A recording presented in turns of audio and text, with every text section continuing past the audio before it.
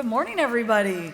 Wow, full audience. I was wondering, I heard karaoke last night. I heard people in the lobby coming through.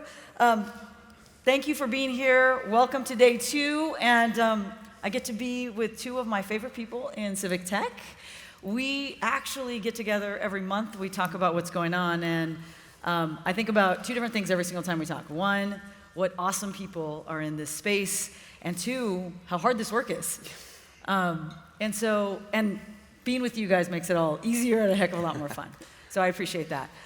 I thought for our conversation, we would start off with really talking about kind of where we left off yesterday. I know there's been a lot of conversations in this room, on this stage, in the hallways about AI. Some folks think it's a major game changer in the field. Some people think it's all hype. I think a quote I heard yesterday is AI is nothing and everything. And so I'd love to just hear from you both where you fall on that spectrum, but you all have distinguished careers, have been in this ecosystem. What have you learned as you look back and really where we are in this moment and thinking about also that spectrum? So Hillary, we'll start with you. Sure. It's, in my humble opinion, having been through almost every internet hype cycle, we are certainly in a hype cycle. And we've learned a lot over the last 15 years. I think one of the most frustrating realizations that I keep coming back to is that over the past couple of decades, government has really outsourced its brain and its mission, not just to technology projects. So how do we meet this moment? And how do we only make new mistakes? I have that on a button, and I love it, so write that down. But I think it starts by capitalizing on the intellect and the mission of the public service. We have to be rooted in that. And we know you all are grappling with a few big things right now when it comes to AI. First, is my organization ready for AI? How should we approach training, governance, and talent? 2, language translation and multilingual access are absolutely urgent and crucial needs. 3, how to analyze, synthesize, summarize vast amounts of data. And 4, how do we simplify all of those complex, all of the complex government information that's out there, whether that's benefits eligibility, permit criteria, policies, regulation, et cetera. The US Digital Response, we've created a generative AI sandbox for you to come in and play with us. And it's really, we are hoping to help government teams understand the power of Gen AI and prototype ideas in really low-pressure environments. Because AI is a tool in our toolbox, and tools are powerful if you hold them right. And I think that's a theme that we'll continue to return to. When I hear someone say, I need a chatbot, what I hear them say is that people aren't being successful on their website. They're not completing the task at hand. And the former cannot fix the latter. Great. I do want to pick up on the tool metaphor here. And one of my favorite metaphors, which might say something about me, is that there's an old saying that when you have a hammer, everything looks like a nail. And I think we need to be very cautious as a community not to treat AI as a hammer. So we don't want to start, and I think one of the things we've learned over the 10 plus years of being in the civic tech ecosystem is as powerful as AI may be, and I do think there's tremendous potential here to simplify, to make things more effective and efficient, particularly when you're thinking about things like benefits delivery, where there's just a mass of rules that are hard to navigate. AI and any other technology is never a solution. It is not a cure-all, and we should treat it that way. So as we're thinking about it, I actually believe the most powerful tool we have in the civic tech toolkit is human-centered design. So I really appreciated Amanda's comments yesterday when she was talking about how we really need to center our work on deeply understanding the communities that we are trying to serve, particularly those that are most vulnerable and underserved. And once we understand those problems, work back and try to find ways to deliver services more effectively. And if we start from that foundation, we may use AI, but there's a whole other range of tools in our toolkit, things like policy, process, or operations that might actually do a better job of getting those services. So I think if we use human-centered design and actually centering our folks, the people we're serving, we will have a much broader range of tools, and it'll be easier to figure out when we should deploy AI and when we should not. Yeah, and I'm sort of in the same theme here, which is as we think about AI or as we think about our partnerships with states, part of our work has always been to help train as we're talking about technology.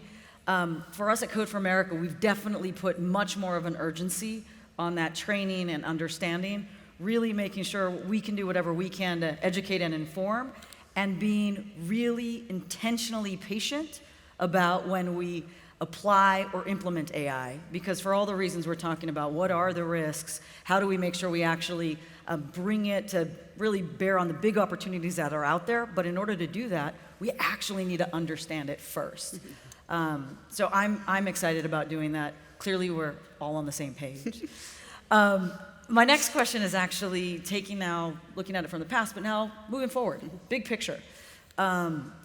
We've all come together, we often talk about what's going on, but when you think about the big picture, both from your organizations and what you are doing, but also we as an ecosystem, what do we need to do? What are you doing as we think about now the next 3 to 5 years? Yeah. I actually think we really are at a pivotal moment in the evolution of the civic tech ecosystem, where I think we can operate from 2 core truths, which I hope and believe we all share. One is that there is not a single civic tech organization that can solve all of government's problems on their own. And 2, even with the greatest help from the external world, so every civic tech organization working with government, nothing that we will do will be sustainable or effective if there isn't sufficient internal government talent and capacity. If we operate from those 2 kind of North Stars or truths, I think there's a number of things that we can continue to do to grow as an ecosystem. First, we have all started to do this. I think our organizations on the stage, many of the organizations in the audience, we've gotten much better about collaborating and coordinating so that we can spread our resources to maximize impact. When we are invited in to work with government partners, we need to be sure that our digital service internal colleagues are at the table with us. And if they don't have sufficient internal talent, we need to work with our colleagues at Tech Talent Project, USDR, Beeck Center's Digital Services Network, and our good friends at Coding It Forward to help governments bring that talent in. And then finally, I think we really need to recognize that governments are at fundamentally different stages of digital transformation. And that we each have kind of unique superpowers of meeting government where they are. And so, for example, the Beeck Center, we really want to be an easy entry point for government partners who are just coming to their digital transformation journey. We have communities of practice, we have networks, we have peer-to-peer learning, we have targeted technical assistance.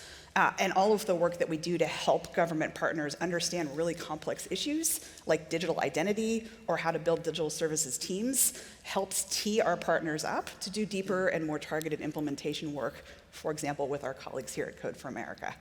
So I think, what I really have realized is that we, as an ecosystem, don't have the luxury of being competitive because we are all pulling in the same direction, and that collaboration, I think, has started in a really productive way, and I'm very excited to continue to collaborate with you all, with the folks in the room, and with organizations across the country. And Lynn, if I can ask you a question, because you've really started to bring these convenings together, really expanding those conversations.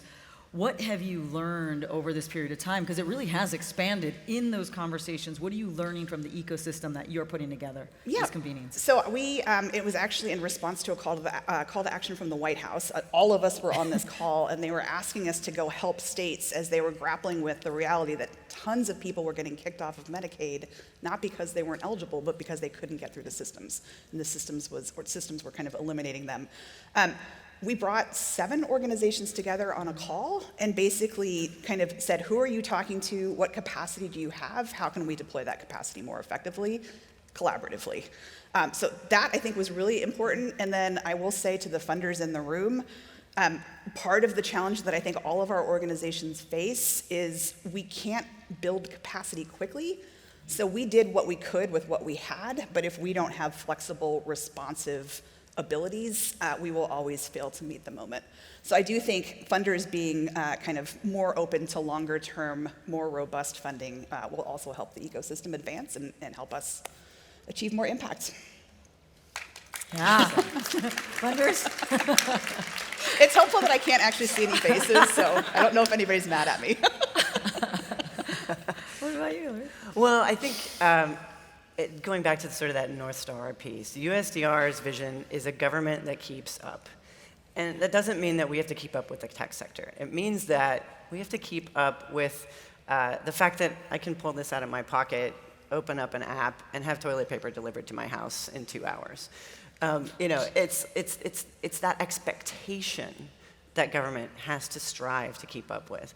And, it's like, what are we heading toward?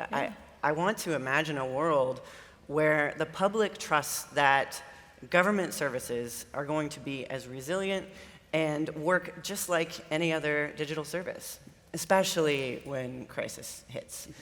And when government lacks resources, when they lack capacity, it's the public that pays the price. It's marginalized communities that are suffering the most. But this ecosystem that we have gotten to be a part of, that I'm privileged to be a part of, this community, this room, it's incredible. You all give me hope. And another piece of the puzzle is that USDR's volunteer corps now has 9,000 people in it who have folks like you that have raised their hands to say, if you can put me to work, I want to help. And it's that power of, again, it's that easy entry point. It's that spark that gets lit because we've just shown you that there's a different way to deliver that I think is it's sometimes the catalyst to the rest of transformation. So we're here to help and show you what's possible. That's great. I think I follow on the same theme. We want to help as much as possible. And one of the things that Code for America is launching is an AI studio. And really the idea is to help governments, community-based organizations prepare for AI. Some of you saw or maybe jumped into our workshop or pre-workshop, but we intend to actually launch more of that both in person, online in the fall, to really make sure we're doing everything we can to help, to work with you, and to learn really what governments and our partners need. I think one of the things that I've appreciated in this conversation is all of us often talk about, well, do you know the answer? We're like, nope, but we're gonna go figure it out. Whether it's with our experts, our policies, our policymakers who are out there, policy organizations, funders. One of the things I've always loved about this ecosystem is there's a humility to saying, how do we meet you where you are? And I think that is even more important as we think about our workshops. How do we actually help people with what they want to know, not tell them what they want to know, especially when we're in a space where AI is evolving so much. I have no idea what it's going to look like. But what I do know is it's going to take all of us. We've learned that every single month when we talk. But also when I look out in the audience, all of you together, we're going to have to do it together. There is no other way to do it. And so thank you guys for making this hard work just meaningful and fun too. So thank you all for joining us.